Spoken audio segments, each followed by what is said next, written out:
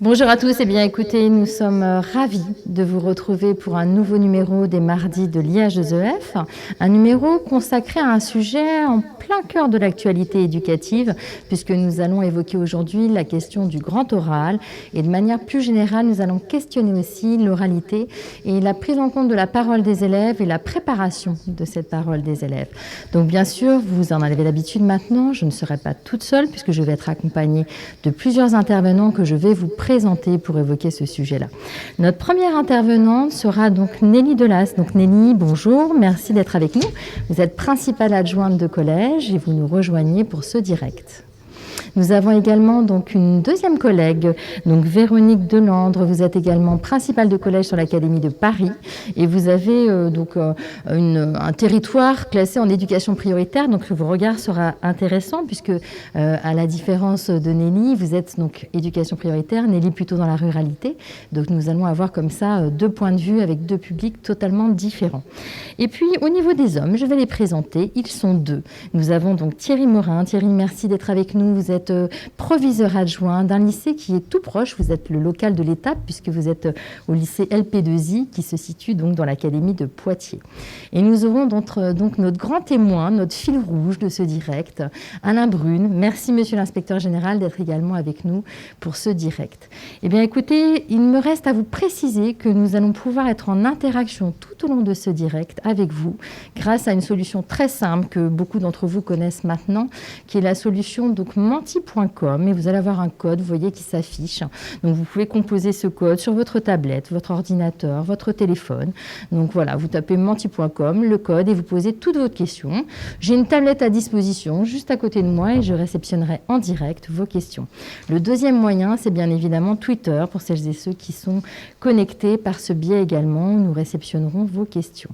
Il me reste à entamer tout de suite le premier échange, et pour cela, je vais donc faire appel donc à Alain Brune, qui est inspecteur général et qui va pouvoir nous préciser un petit peu quelques éléments de contexte, même si vous les connaissez. Le grand oral, vous le savez, c'est l'actualité. Nous avons également aussi la présentation des chefs-d'œuvre en lycée professionnel. Donc, en gros, l'actualité aujourd'hui, le grand oral, les chefs-d'œuvre questionnent forcément la place qui est donnée aujourd'hui à ces épreuves, puisque ce sont des épreuves pour nos élèves qui mettent en scène l'oral et qui nécessitent des compétences orales. Alors, monsieur Brune, dites-nous tout. Comment ça se prépare, le grand oral, dans les lycées ? Bonjour, bonjour à toutes et à tous, et merci pour votre invitation. Oui, le grand oral, c'est effectivement au cœur de l'actualité et des préoccupations du moment, puisque c'est cette nouvelle épreuve phare du baccalauréat qui attire l'attention sur l'importance qui est maintenant dévolue à l'oral. Ça fait longtemps, évidemment, qu'il y a des épreuves orales dans les examens, hein. Le bac de français, traditionnellement, est un oral. À la fin du collège, le DNB a aussi une épreuve orale. Mais l'expression même de grand oral, qui s'est imposée un peu d'elle-même dans les appellations, avant d'être reprise institutionnellement, dit bien que dorénavant, il y a une importance et des enjeux très forts qui se cristallisent autour de la maîtrise de l'oral et de leur parole par les élèves. Et ça se fait à travers cette nouvelle épreuve, qui est une épreuve conçue pour permettre aux candidats de montrer leur capacité à argumenter, à prendre la parole en public de façon claire, en s'adressant à tout le monde et en faisant preuve d'une forme de maturité, hein. Vous savez que parmi les modèles qui ont influencé la réflexion sur le grand oral, il y a l'examen de la maturità des Italiens, et c'est bien cette maturité que vise à acter le grand oral, hein. Et c'est sans doute aussi ce qui peut lui donner la place importante qu'il a dans ce rituel français et républicain du baccalauréat, au-delà du poids réel qu'il a en raison du jeu des coefficients. Grand oral aussi parce que c'est un exercice complexe, hein, et qui nécessite, en raison de cette complexité, je crois, un accompagnement fort et un accompagnement collectif, hein, un accompagnement fort, c'est-à-dire quelque chose qui soit pris en charge par l'ensemble de la communauté éducative tout au long du parcours de l'élève et de façon réfléchie et informée. Si l'épreuve est complexe, c'est parce qu'elle conjoint des formats de parole différents, ce qui est relativement original. On demande au fond aux élèves d'occuper plusieurs positions de parole successivement, hein, puisqu'il y a 3 temps qui sont prévus dans le grand oral. La note va être globale. Le jury va donner une seule note pour la totalité de la prestation, mais on fait passer l'élève par 3 positions de parole. Une première position où il expose sa question et sa réflexion. Un deuxième temps, le plus long, où il va débattre avec le jury au sujet de cette question qu'il a présentée. Et un troisième temps, qui est un temps, disons, délibératif, hein, où il s'interroge, au fond, sur son parcours jusque-là et son parcours à venir. Délibération sur le passé et sur l'avenir, diraient les spécialistes de la rhétorique.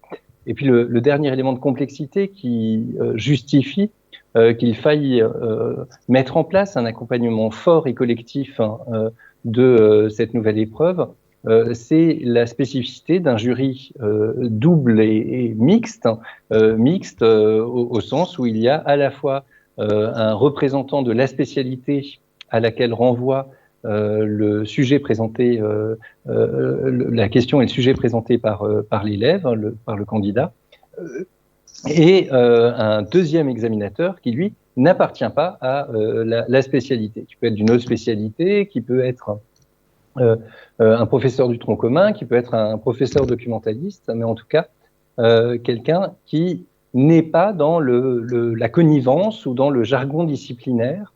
Et donc, l'enjeu de cette épreuve, c'est aussi de mettre l'élève en situation de s'être suffisamment approprié les savoirs scolaires pour qu'il puisse en parler à chacun, à ceux qui partagent un certain nombre de savoirs avec lui, comme à ceux qui ne partagent pas ces savoirs. Et c'est là, je crois, qu'on a cette dimension de maturité particulièrement forte et importante.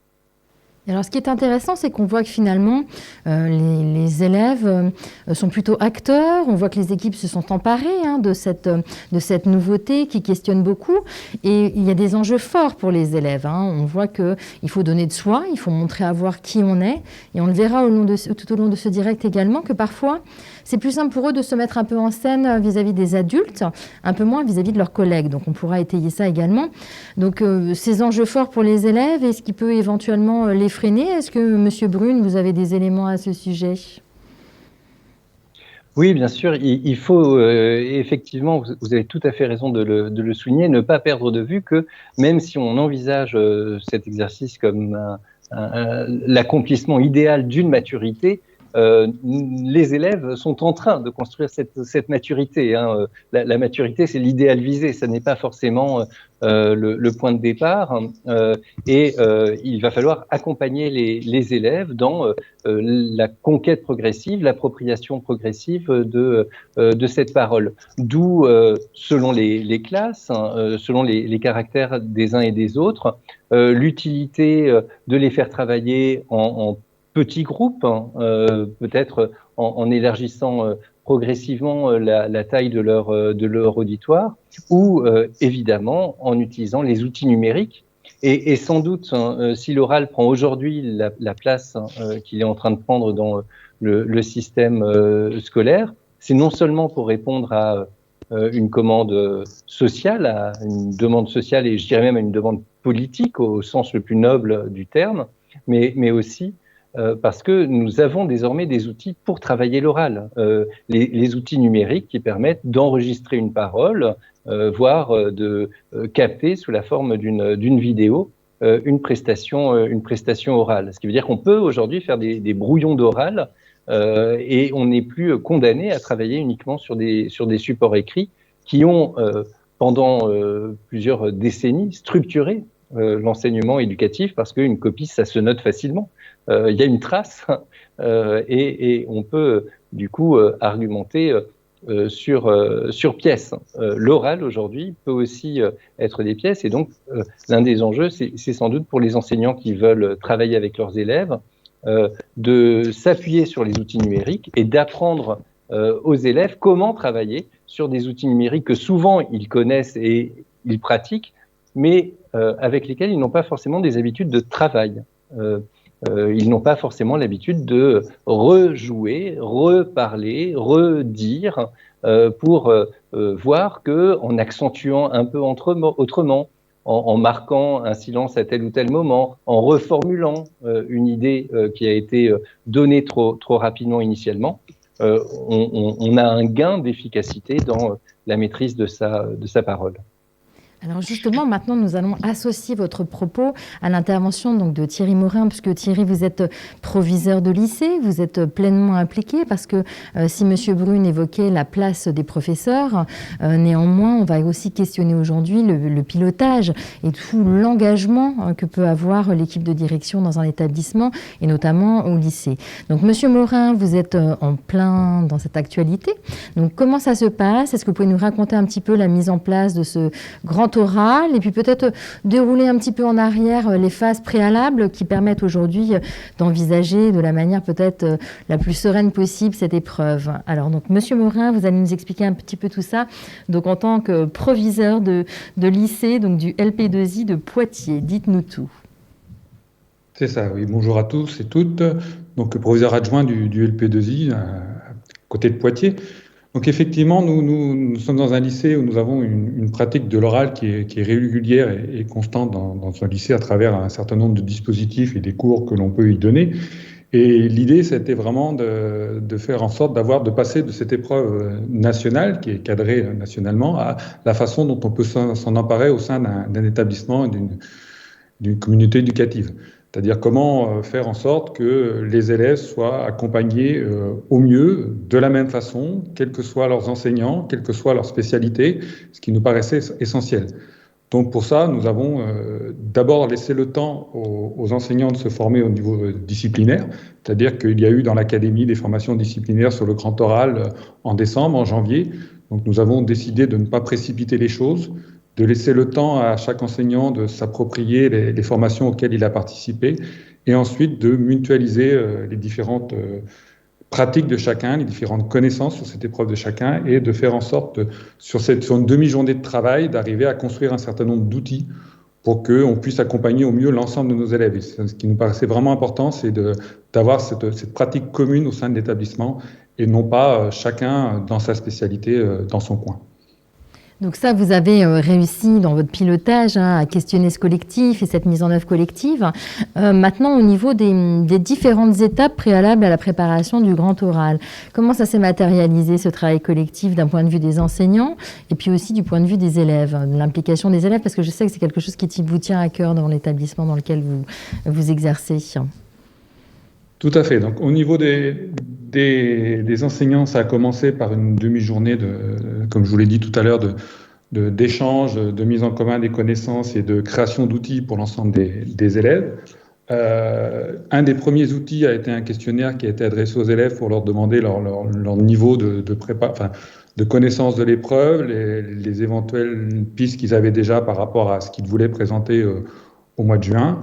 Et ensuite, ça a été de construire ensemble des outils communs, donc la mise en place, entre autres, d'un cours sur une plateforme numérique où l'ensemble des élèves de terminale du lycée sont inscrits et l'ensemble des enseignants qui interviennent en spécialité, mais pas uniquement, sont également inscrits, c'est-à-dire que chacun est au même niveau d'information et au même niveau de préparation au niveau de l'établissement. Donc ça nous a paru extrêmement important. Ensuite, on a réfléchi également à la façon d'accompagner au mieux les élèves, à la façon éventuellement d'organiser ou pas une épreuve blanche avant l'épreuve de juin, ce qui nous a paru déjà compliqué vu les délais à mettre en place. Et c'est pour ça qu'on est parti plutôt que sur une épreuve blanche pour l'ensemble des élèves, sur un outil qui permet à chaque élève déjà de s'auto-évaluer, donc s'auto-évaluer ou de s'évaluer entre petits groupes d'élèves dans un premier temps.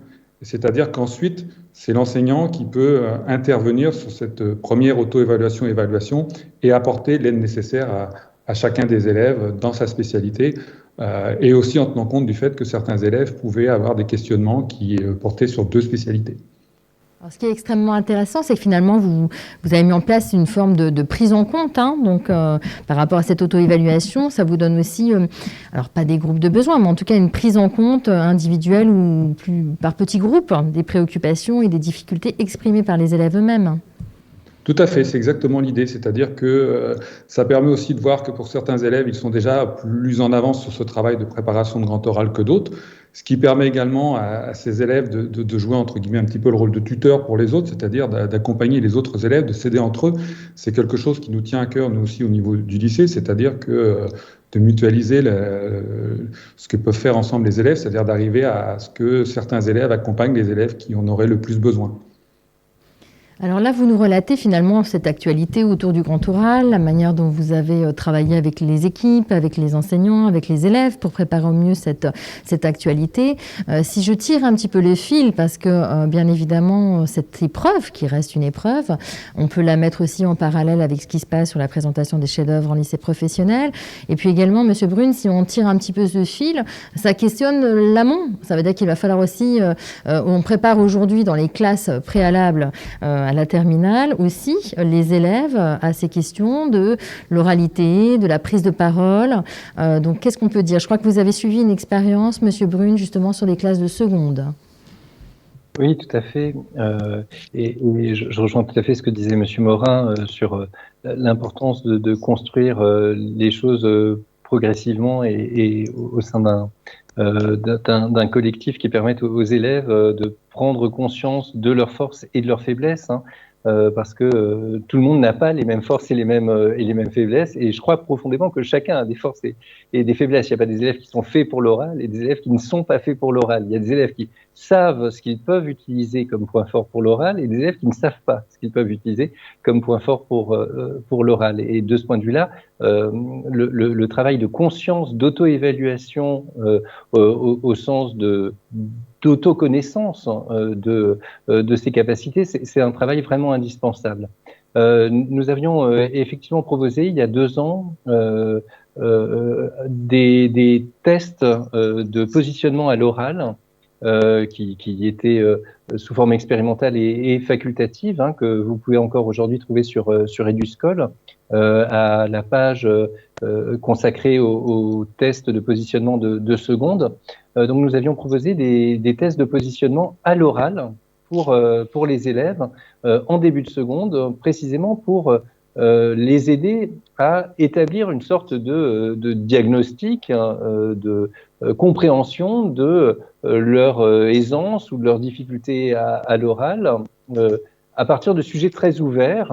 Nous avions construit des sujets qui nous semblaient mobiliser le moins de prérequis possible, des sujets qui permettaient à n'importe qui de parler. Et j'ai pu assister, grâce à des collègues IPR, à certaines passations dans des établissements, et c'est tout à fait passionnant, à la fois parce que on voit les enseignants qui tout d'un coup sortent de leur casquette disciplinaire et commencent à entrer dans un rapport pédagogique avec les élèves un peu différent, en faisant un pas de côté qui commence à faire émerger une parole personnelle de l'élève.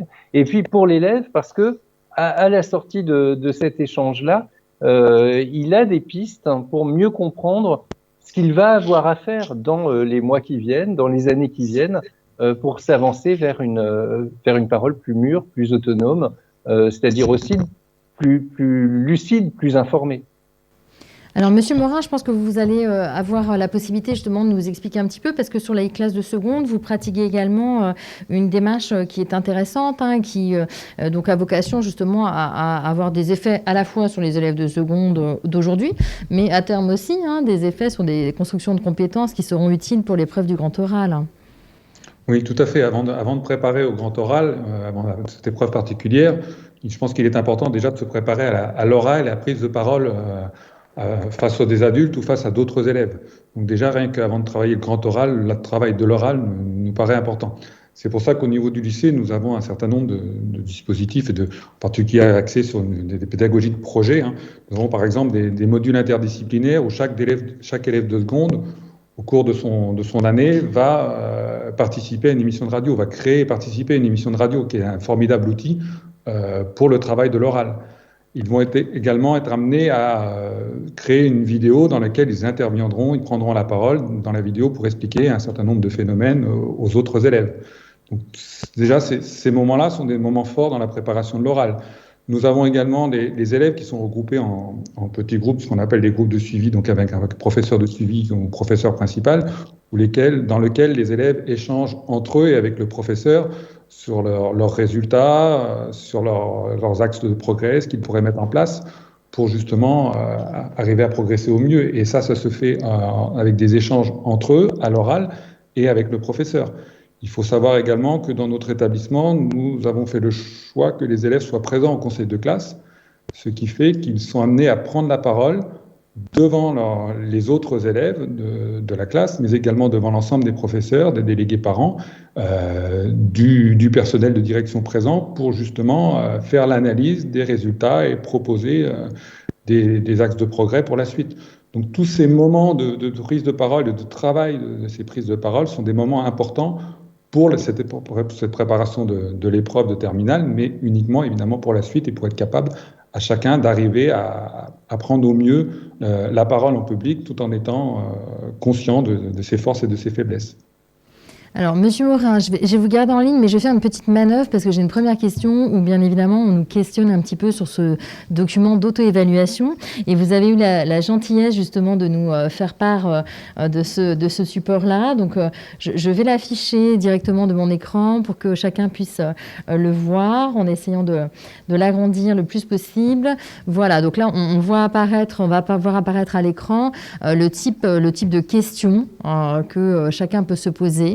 Est-ce que vous pourriez nous commenter ce document-là, la lecture de l'image qui est vue par nos collègues ? Tout à fait. Donc, c'est un document, je vous avais parlé d'une demi-journée de travail et d'échange des enseignants sur la préparation au grand oral au lycée. Donc, ce document est un des documents qui a été produit lors de ce temps de travail. Donc, les enseignants sont partis de la liste des critères attendus pour l'épreuve du grand oral et se sont dit que l'idée, c'était que chaque élève puisse s'auto-évaluer, donc avec des formulations simples, des questions, se dire est-ce que je sais faire telle ou telle chose, donc en regroupant par différents critères, comme vous pouvez le voir dans la colonne de gauche. Donc on a connaissance, argumentation, prise de parole en continu, interaction, qualité orale et lien avec le projet de formation. Et comme je le disais aussi au début de mon intervention, c'est-à-dire que c'est pas forcément évident pour un élève de répondre à ces questions quand il s'entraîne à l'oral. Donc on peut aussi imaginer que ce document puisse être un document de travail au sein de petits groupes d'élèves, 3-4 élèves, qui l'un après l'autre essaient de présenter aux autres leur oral, et les autres étant un petit peu évaluateurs. Et l'idée est vraiment d'arriver à ce que chacun prenne conscience de ses forces et ses faiblesses et puisse arriver à savoir quels sont les points sur lesquels il doit travailler davantage que d'autres. Merci beaucoup. Merci à vous pour votre intervention. Je vous propose maintenant d'aller sur la partie 2 de notre intervention, puisqu'on a souhaité justement questionner de manière croisée plusieurs points. Qu'est-ce qui a amené dans le pilotage, que ce soit des chefs d'établissement, que ce soit des inspecteurs premier degré ou justement des proviseurs de lycée ou principaux de collège, à constater, à diagnostiquer des besoins sur la question justement de l'oralité et de la construction de la parole des élèves. Donc on va avoir 4 entrées. La première entrée, constat, donc et diagnostic. La deuxième entrée, comment vous avez réussi à mobiliser les collectifs. La troisième entrée, les enjeux pour les élèves et les effets sur les élèves. Et la quatrième entrée, les perspectives, les prolongements, les évolutions souhaitées justement de votre pilotage actuel. Donc dans un premier temps, ce que je vous propose, c'est que justement on puisse avoir donc l'ensemble des participants, moi y compris, puisque en tant que IEN Pro premier degré, je ferai part également de cette expérience sur ces 4 entrées-là. Et je vous propose justement de commencer par la question du diagnostic. Qu'est-ce qui a conduit chacun d'entre vous, en tant que pilote de vos établissements ou de vos territoires, à questionner justement ces besoins? Est-ce que c'est l'injonction à le faire? Est-ce que c'est un constat? Est-ce que finalement c'est une culture déjà existante qui fait que vous vous êtes penché sur cette question en tant que pilote? Alors peut-être Nelly, justement, en tant que principale adjointe de collège, où vous avez d'ailleurs mené l'expérience sur 2 collèges, constats et diagnostics qui vous ont conduit à interroger cette question de l'oral chez les élèves. Bonjour à tous. Oui, en effet, nous, le constat a été fait en bassin. Donc, j'ai eu la chance de travailler depuis le début dans un même bassin, qui fait que nous étions partis de ce constat-là, que les élèves de CM2, dans cette liaison CM2 6e, perdaient énormément confiance en eux quand ils arrivaient en 6e, et de ce fait, perdaient aussi confiance dans leur prise de parole en classe. D'un élève qui, dans le premier degré, ose et est assez spontané, grâce aux situations régulières qui sont consacrées dans le premier degré à l'oral, la prise de parole. Arrivant au collège, on constatait que c'était plus les mêmes conditions. Et donc, on voulait, au sein du bassin, permettre à nos élèves d'avoir une véritable continuité sur cette prise de parole. Et on a voulu, bien avant l'expérimentation éloquence, mettre en place une semaine culturelle et citoyenne, pour permettre aux élèves de prendre la parole et la prendre à la fois face à ses pairs, ses camarades, mais aussi face à des adultes. Donc, il y a eu toute une réflexion interdegré sur comment amener les élèves dans différentes situations langagières à se mettre en avant et apporter une opinion sur des idées ou à les mettre en valeur. Véronique, vous qui êtes en éducation prioritaire, quels ont été les constats, le diagnostic que vous avez pu faire en tant que pilote? Donc, merci de nous avoir invités à cette table ronde. Alors, oui, éducation prioritaire, je situe le collège Clémenceau qui est en dessous du boulevard Barbès à la Goutte d'Or et qui a une spécificité puisqu'il accueille une population subsaharienne à raison de 80% et beaucoup de populations non francophones. Donc évidemment, la langue française est la langue de scolarisation. La langue maternelle n'est pas la langue française à la maison, donc ce qui amène forcément un accompagnement auprès de nos élèves. Alors il est vrai que nos élèves, ils ont une culture de l'oral qui est très spécifique et très particulière. C'est une culture qui fait du bruit, c'est une culture qui part dans tous les sens. Et j'ai envie de dire que s'ils ont, pour reprendre ce que disait Alain Brune tout à l'heure, les forces et les faiblesses, ils ont peut-être la faiblesse d'une culture qui n'est pas complètement avec des codes socioculturels bien élaborés, mais une force et un vrai terreau pour pouvoir pratiquer la culture de l'oral. Alors, il est vrai que du coup, sans abîmer leur spontanéité, il était quand même nécessaire de leur amener, si vous voulez, toute la structuration de la pensée, l'ouverture littéraire de joindre en même temps cette richesse qu'ils ont en eux, en même temps les apports socioculturels nécessaires, parce que par exemple ce sont des jeunes qui au quotidien n'ont pas forcément les codes pour transmettre ou transcrire leurs sentiments, et ce qui peut générer des conflits parce qu'ils n'arrivent pas à l'exprimer. Donc il y avait autant d'enjeux sur un quotidien d'élèves que sur des poursuites d'études, de manière à ce que nos élèves puissent acquérir tout ce qu'on attend d'eux au lycée. C'est quand même quelque chose d'important. Ils ont beaucoup d'ambition, donc il faut les accompagner sur cette ambition, et véritablement une nécessité de leur donner, au travers de cette ambition, toute cette structuration de pensée et cette ouverture littéraire.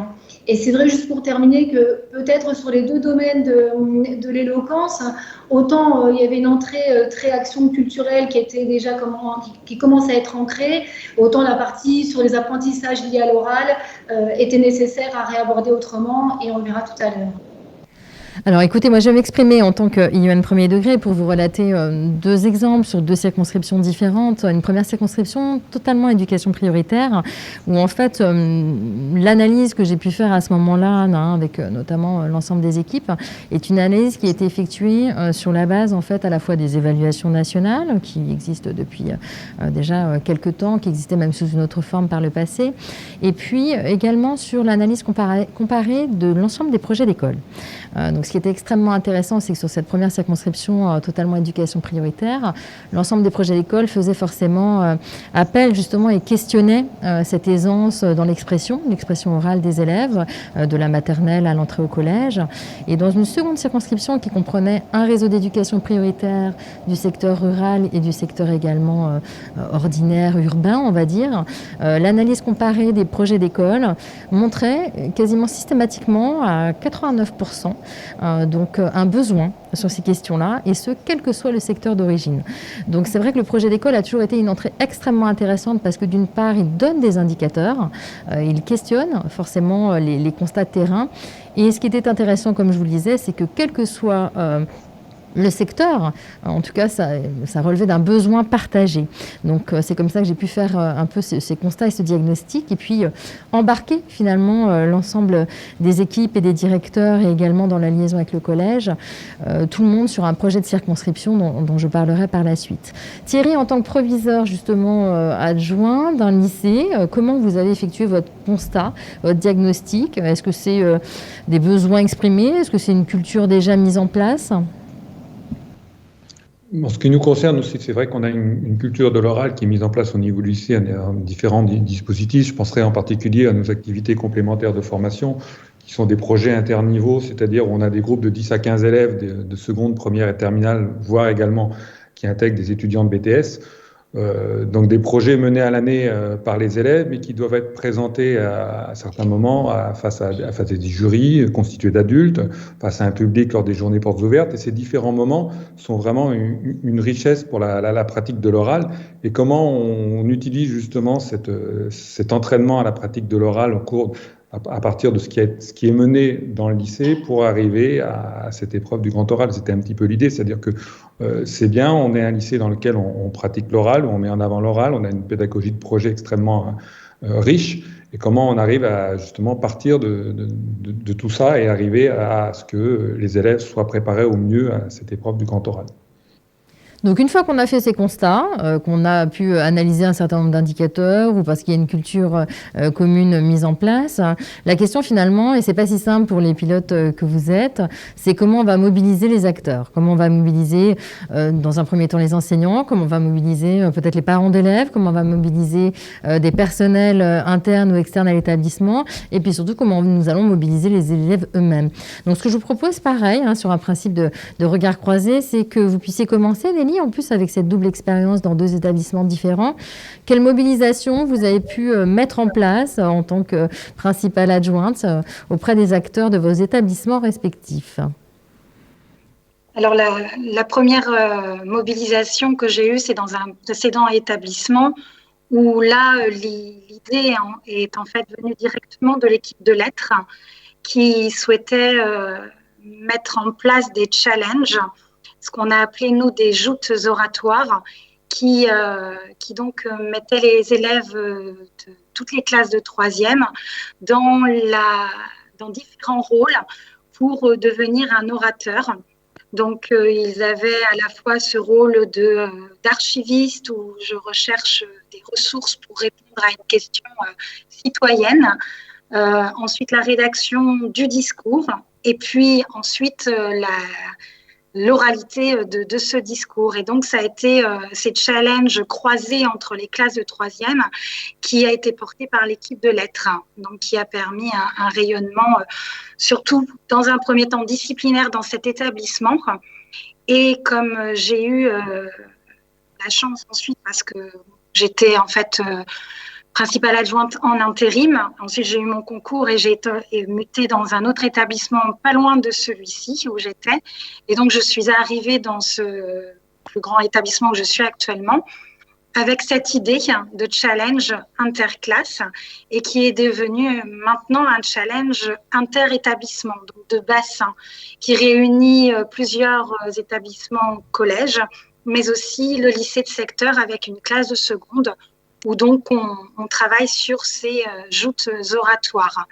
Le rayonnement qui s'est élargi au sein de l'établissement, c'est à la fois une volonté de travailler cette oralité le plus tôt possible. Donc, on est dans une réflexion sur les autres niveaux. Quelle situation on peut mettre en place pour permettre à l'élève de déjà travailler son argumentation et sa prise de parole. Donc, par exemple, pour le niveau 4e, on est plutôt sur l'idée de plaidoirie. Et le rayonnement s'est élargi avec l'équipe en fait d'EMC et d'histoire-géographie, puisqu'on a réellement réfléchi à un parcours citoyen qui mettrait en avant la parole de l'élève et sa présence au sein de l'établissement. Merci beaucoup Nelly. On voit bien que l'échelle finalement que vous utilisez beaucoup, c'est l'échelle du bassin, donc c'est extrêmement intéressant. On voit bien également que tout ce qui est événementiel fonctionne assez bien pour mobiliser les collectifs, mais je crois que Véronique, vous avez également d'autres leviers à disposition dont vous allez nous faire part. Oui, alors moi je vais faire une entrée très concrète parce que éloquence c'est bien et la DGESCO au travers des textes préconisait une demi-heure par classe de 3e et il est vrai que pour revenir à ce que je disais tout à l'heure, il y avait vraiment nécessité d'accompagner les élèves au sein de la classe et les 4 heures hebdo en classe de 3e n'y suffisaient pas et cette demi-heure fut la bienvenue. Donc, dans un premier temps, en fait, j'ai pu réunir les équipes de lettres qui s'en sont emparées, évidemment, de manière très gourmande, puisqu'elles m'ont demandé carrément 1 heure. Donc, il a fallu que je trouve les moyens dans ma DSG pour en extraire les heures hebdo inscrites à l'emploi du temps des élèves et des enseignantes. Alors, évidemment, pour les enseignants de lettres, ce fut un régal. Après, il a fallu que je vende évidemment à l'ensemble des équipes et de toutes les disciplines le fait que je faisais une coupe ailleurs pour mettre en place éloquence. Alors c'est vrai qu'elles ont tellement bien défendu leur travail, elles l'ont valorisé au sein de l'établissement et les enseignants ont ressenti les effets positifs quelles que soient les disciplines. Ça a été vraiment bien, ce qui fait que dès la 2e année, au moment de passer la DAG, eh bien, c'est passé un peu comme une lettre à la poste et on en a fait une priorité. Une priorité qui est inscrite également dans le projet d'établissement. Vous parliez tout à l'heure, Magali, de projet d'école. Donc, évidemment, au centre de ce projet d'établissement, tout ce qui est relatif aux lettres prenait toute sa place. Alors, c'est vrai que, par ailleurs, les élèves, on aurait pu se dire, bon, voilà, ils ont une 5e heure, comment ils vont vivre? On sort des 26 heures d'enseignement. Et finalement, très rapidement, les élèves qui étaient par ailleurs sur des ateliers de théâtre ou sur les projets Eloquentia, comme il y en a eu un petit peu partout, ont pu goûter à différents supports et se sont retrouvés complètement dans ce qui avait été proposé aux enseignants. Avec, je ne vais pas détailler parce que Nelly a expliqué des choses intéressantes et très pratiques, mais effectivement, dans le même état d'esprit, les élèves ont pu en même temps se faire plaisir et continuer d'apprendre, mais ça on le verra, je crois, dans l'axe 3, donc j'en arrête là, mais il était nécessaire en tant que pilote, en tous les cas, d'inscrire, même si c'est très concret, dans les moyens de la DHG et au sein de l'équipe, et de légitimer toute la place d'1 heure d'éloquence hebdomadaire dans l'emploi du temps des professeurs et des élèves. Et ce qui est bien aussi, c'est que du coup, si vous voulez, techniquement parlant, au niveau de l'emploi du temps, les enseignants peuvent jongler sur leurs 5 heures dans l'emploi du temps et au moment opportun dans la semaine peuvent reprendre éloquence et ce qui donne de la richesse et de la fluidité dans la mise en place d'éloquence.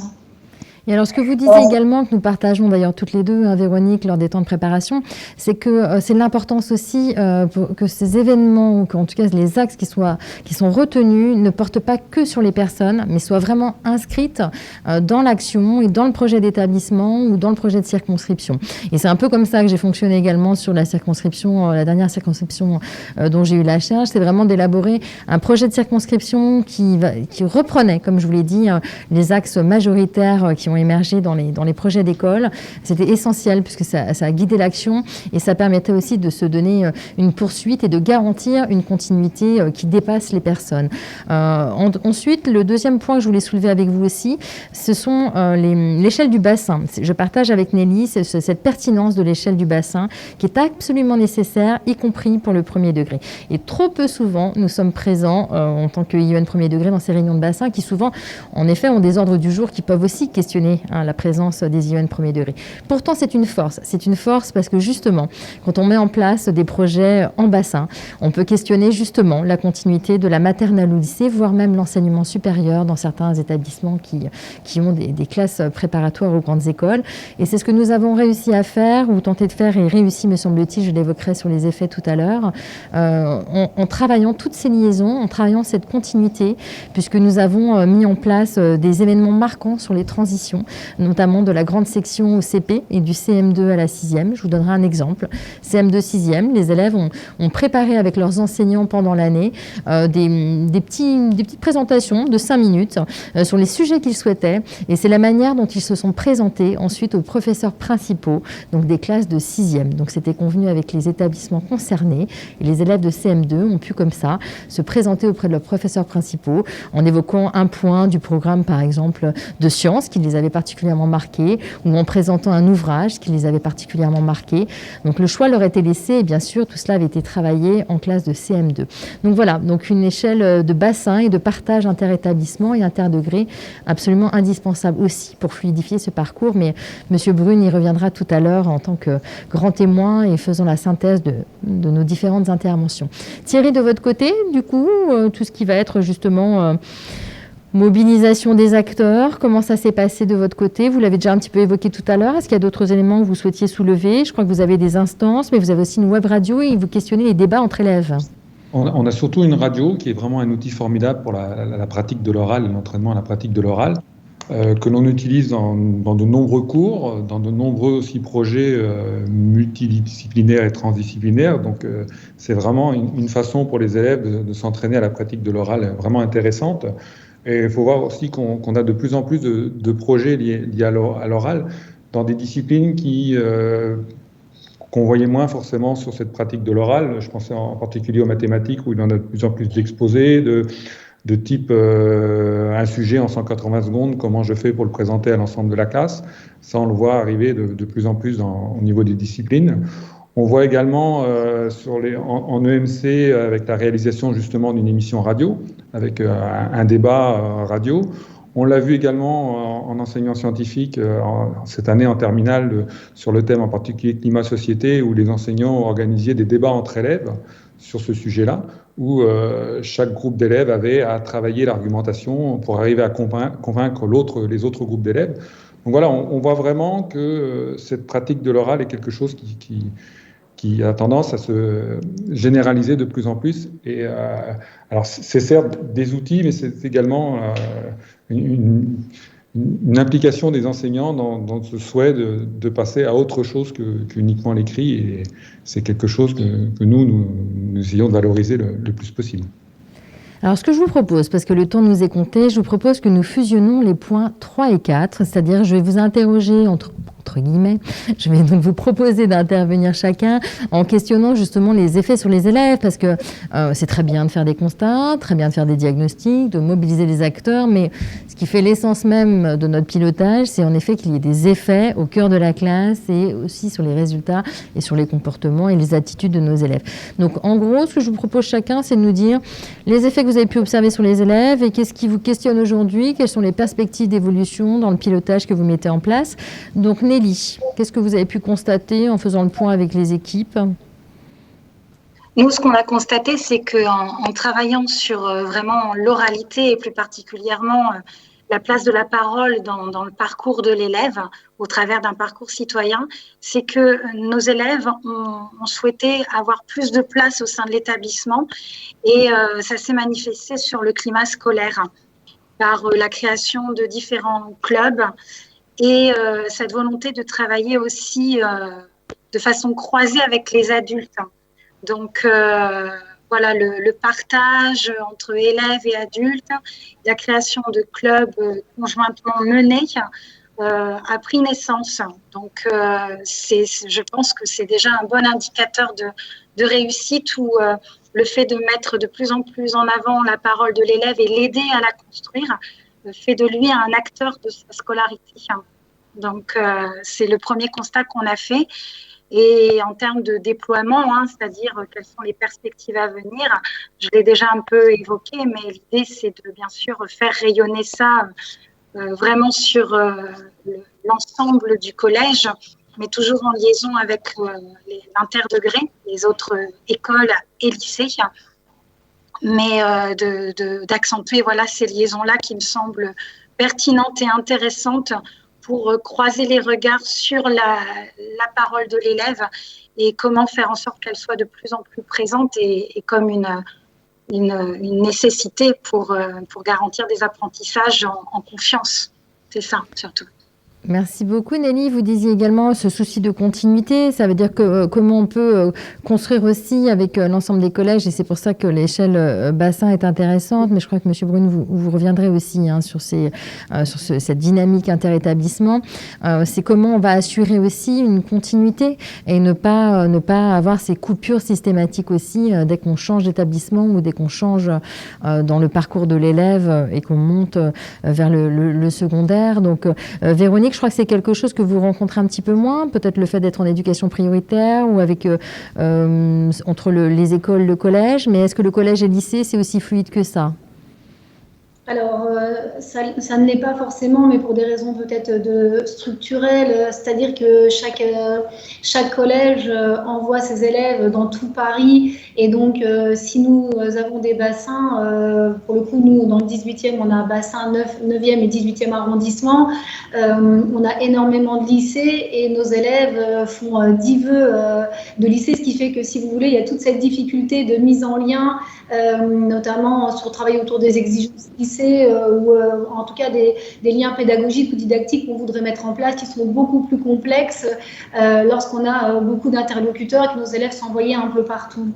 Juste peut-être 2 mots pour revenir sur ce que disait Nelly. C'est vrai qu'un des effets que je partage complètement avec elle sur le travail autour d'éloquence, c'est la capacité que les élèves ont de prendre la parole en classe et de demander des choses, de s'exprimer avec des interlocuteurs, des adultes, et puis la place qu'ils ont dans l'établissement scolaire et qu'ils ont envie de prendre. Et justement, dans ce lien pas toujours simple avec les lycées du fait de la configuration spécifique, il nous manque, à mon sens, des indicateurs qui nous permettraient véritablement de voir ce que deviennent nos élèves, puisque en amont, moi je pilote aussi le réseau d'éducation prioritaire, on travaille beaucoup justement en termes de formation sur l'oral et la maîtrise de la langue, c'est quelque chose qui traverse notre politique de réseau, et si on en sent les effets aujourd'hui, parce qu'elle est menée depuis un certain temps, toute la pratique de l'oral qu'on met en place, si vous voulez, effectivement,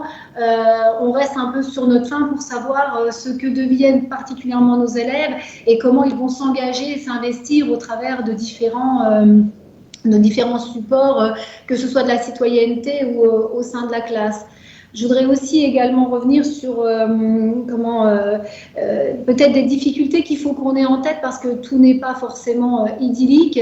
Et vous parliez tout à l'heure de la continuité, je vous parlais des moyens, et si c'est bassement matériel, ça n'est pas que cela, parce que si vous voulez, un chef d'établissement qui va partager une politique ou des enjeux ou des pistes ne seront pas forcément celles du prochain chef d'établissement, et d'où l'intérêt de l'inscrire dans un projet. Mais j'ai envie de parler aussi des enseignants, parce que des enseignants qui arrivent, par exemple, en classe de 3e, cette année ou l'année dernière, ils s'en sont emparés avec des compétences qu'elles avaient. Alors je dis elles parce qu'elles sont toutes féminines cette année, mais par exemple, j'avais une enseignante qui débutait, et je me suis dit, il manque quand même un temps de formation, particulièrement sur la prise en charge d'une classe, sur éloquence. Et je pense qu'en tous les cas, c'est quelque chose à réfléchir, le temps de la formation des enseignants. Et je vais m'en arrêter là parce qu'on aurait toujours plein de choses à dire, mais simplement, je pense que les élèves, je pense qu'on leur donne le pouvoir quand on leur donne la possibilité de structurer leurs paroles, leurs pensées. Et aujourd'hui, on l'a, comme on est invité au webinaire, on a tous les codes. Et il faut qu'on continue de donner ces codes à nos élèves. Et voilà. En tout cas, ce qui est intéressant aussi, un point sur lequel je souhaite revenir, c'est que vous avez à la fois, en tant que pilote, un ressenti qualitatif, mais pas que. Vous êtes aussi donné les moyens d'avoir un retour quantitatif, puisque Nelly l'évoquait rapidement, mais vous avez aussi, Nelly, un tableau de bord. Vous notez aussi l'engagement des élèves, le nombre d'élèves, les nouveaux projets, le nombre de projets qui s'installent, qui font appel justement à ces compétences orales. Donc, on voit bien aussi que c'est important, parce que c'est important pour faire un retour ensuite aux équipes qui s'engagent, c'est important pour faire un retour aux parents, aux élèves, et que ça contribue à la mobilisation. Donc pour ce qui est du premier degré, de la même manière, les effets auprès des élèves, je partage avec Nelly le climat scolaire, c'est-à-dire que forcément permettre aux élèves de mettre des mots, de s'exprimer, ça évite aussi d'avoir les points qui s'expriment à la place des mots. Donc c'est quelque chose qu'il est important de travailler dès la maternelle. Il y a vraiment des enjeux autour de ça, autour aussi de l'école élémentaire, bien évidemment.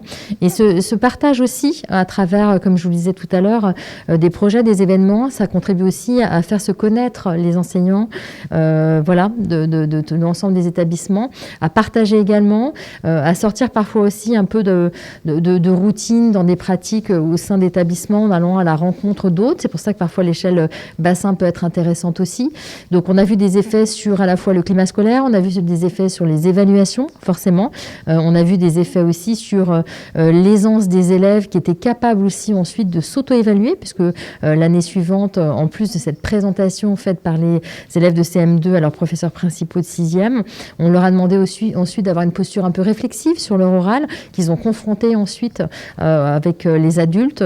Donc c'était extrêmement intéressant aussi de construire avec eux cette posture réflexive autour des compétences mises en jeu dans ces événements un peu marquants, on va dire, de la scolarité. Thierry, à votre niveau, les effets que vous pouvez percevoir auprès des élèves et les perspectives possibles, les évolutions possibles de votre pilotage? Oui, mais moi je rejoindrai un petit peu ce qui a déjà été dit, aussi bien par Nelly ou que par Véronique, c'est-à-dire que la prise en compte de la parole de l'élève a forcément un effet très bénéfique au niveau du climat scolaire, au niveau de quand on voit les élèves s'impliquer de plus en plus dans les différentes instances, vouloir être associés à l'équipe éducative, aux équipes éducatives, à la communauté éducative pour justement à donner leur avis, apporter leur éclairage, c'est quelque chose de vraiment extrêmement important et d'extrêmement riche pour nous également. Et je pense que ce travail de l'oral fait que justement les élèves ont de moins en moins de difficultés à arriver à s'impliquer dans ces différentes instances. Donc c'est quand même quelque chose de très bénéfique. On le voit également de notre côté, nous accueillons un certain nombre d'élèves allophones qui arrivent, qui ne parlent pas un mot de français, qui au bout d'un mois on leur demande de passer à l'oral. Je parlais tout à l'heure de nos fameux projets ACF, activités complémentaires de formation devant un groupe d'adultes, qui la première année sont en train de lire leurs notes, déchiffrer leurs notes sur le téléphone portable la première fois, et quand on les revoit l'année suivante en première et après en terminale, on voit bien la marge de progrès qui a pu être fait et comment tout le travail qui a été fait au niveau de cette pratique de l'oral, et c'est vraiment quelque chose d'extrêmement important, et ça permet aussi également aux élèves d'arriver à s'épanouir, en particulier à ces élèves qui ont des parcours pas forcément toujours en plus évidents et faciles, et les écouter et leur permettre de prendre la parole est quelque chose d'extrêmement important. Et c'est vraiment ce travail de l'oral. Alors c'est vrai qu'il y a l'épreuve du grand oral, mais avant l'épreuve du grand oral, il y a surtout la pratique de l'oral qui est extrêmement importante en établissement. Alors, merci en tout cas à tous. On va attaquer maintenant la troisième partie, une partie qui va faire un petit peu mal parce qu'on va pointer aussi du doigt certains comportements que l'on peut avoir, notamment justement dans cette prise de parole des élèves. Et en tant qu'enseignant, en tant que chef d'établissement, inspecteur, si on observe bien un petit peu, si on regarde certaines pratiques, on voit bien que finalement on a des pratiques aussi parfois genrées dans les prises de parole d'élèves ou quand on encourage certaines prises de parole. On voit bien aussi qu'il y a une forme d'inégalité dans la spontanéité de demande de prise prise de parole entre les garçons et les filles, ou même d'une classe à l'autre, en fonction du vécu des uns et des autres. Donc il y a quand même des constats qu'on doit pointer, et puis réfléchir justement un peu aux leviers et aux actions que l'on pourrait avoir. Donc ça, c'est le premier point. Et le deuxième point que nous allons voir également avec M. Brune, c'est justement toute cette question de comment se donner les moyens justement de vérifier les effets auprès des élèves et de suivre ces effets et cette progression dans l'aisance orale des élèves et dans la prise de parole. Alors, M. Brune, justement, si on faisait un peu la synthèse des deux premières parties et si on projetait un petit peu, bon, la parole des élèves, c'est pas si simple que ça, finalement. On voit bien que dans les événements, ils peuvent prendre la parole, mais finalement, est-ce que ça a des effets dans la classe et dans les prises de parole dans la classe, et quels sont les leviers possibles pour les équipes qui nous écoutent et les pilotes qui nous écoutent? Je crois que ce qu'ont très bien montré tous les collègues qui ont pris la parole et dont j'ai pu voir moi-même en suivant l'expérimentation Éloquence ou en travaillant sur la réforme du lycée et le grand oral, la façon dont leurs établissements se saisissaient du travail de l'oral et en faisaient quelque chose de vraiment remarquable. Ce qu'ils ont très bien montré, c'est que c'est un sujet collectif, l'oral. Ça n'est pas un sujet qui est restreint au face-à-face d'un enseignant et de ses élèves.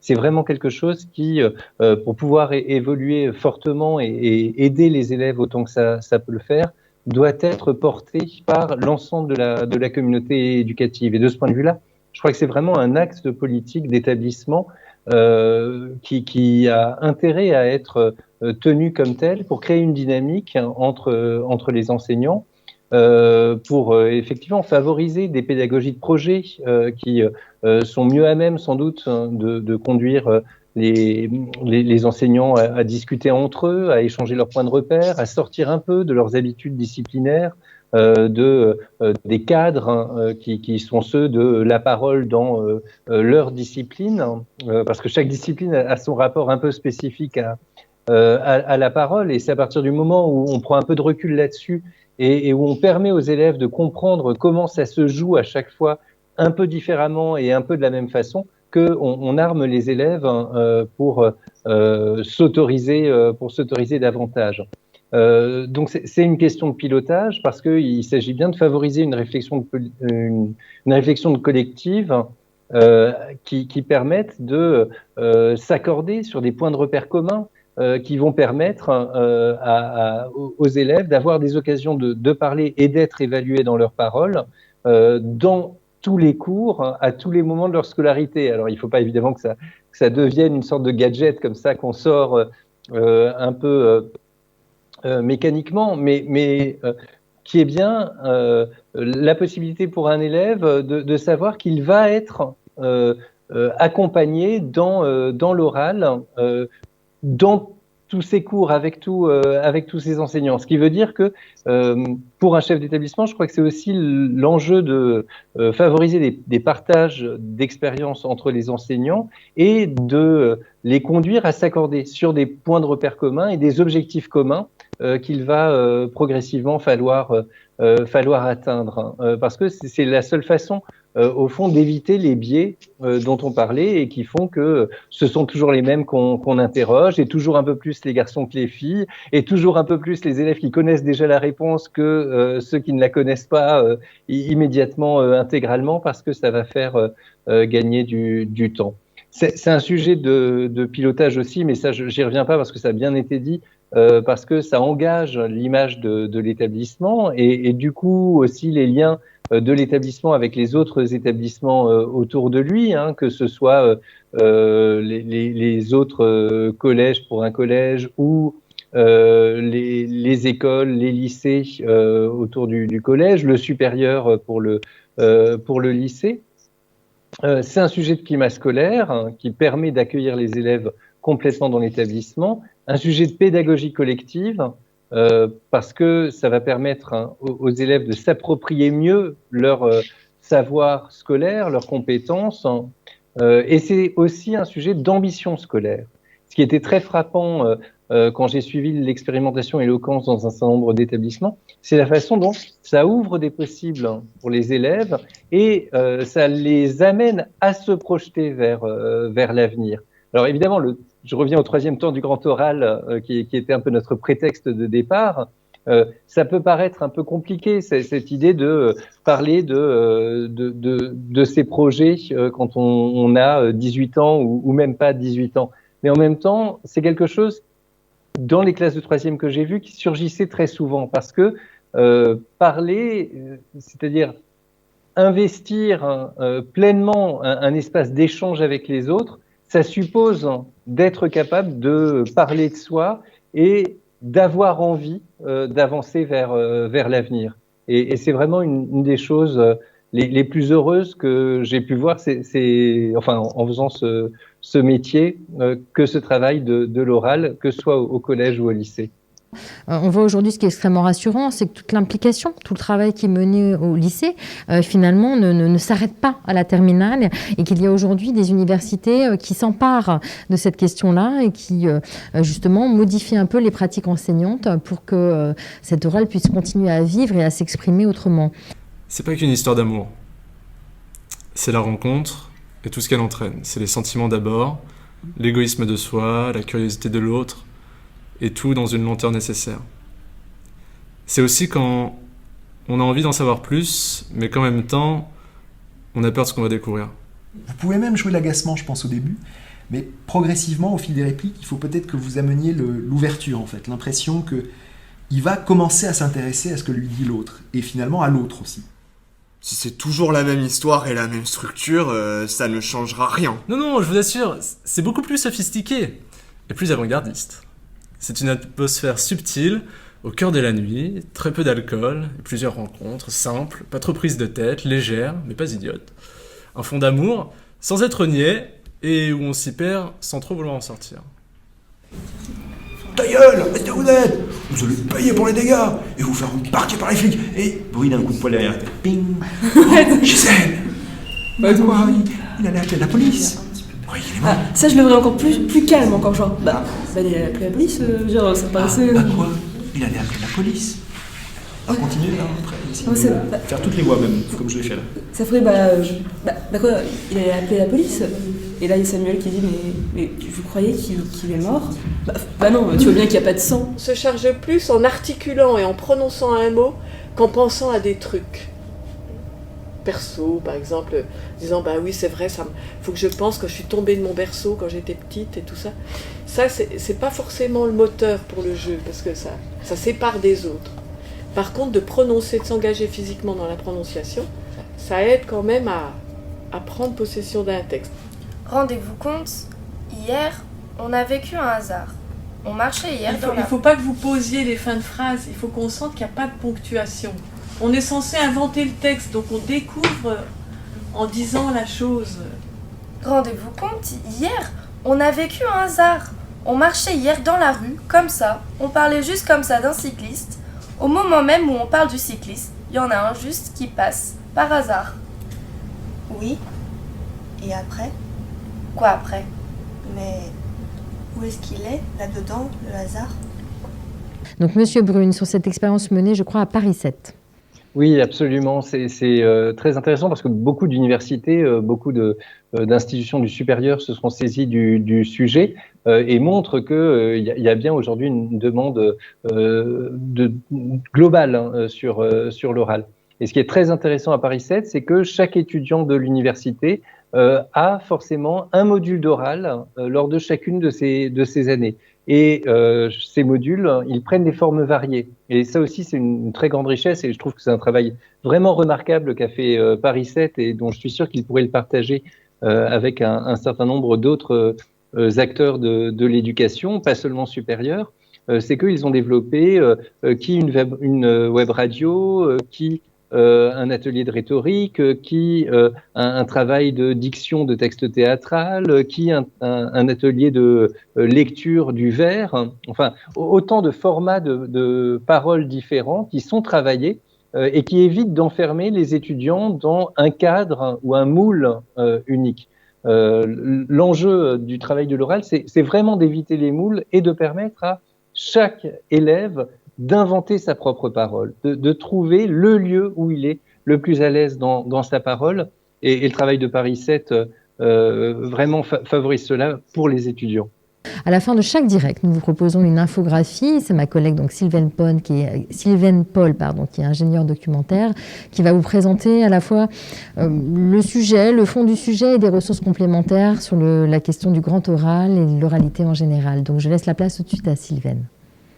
Bonjour à tous, ravie de vous retrouver pour un nouveau point ressources. Cette fois-ci, donc, le thème, c'est bien sûr l'oralité avec les épreuves du grand oral.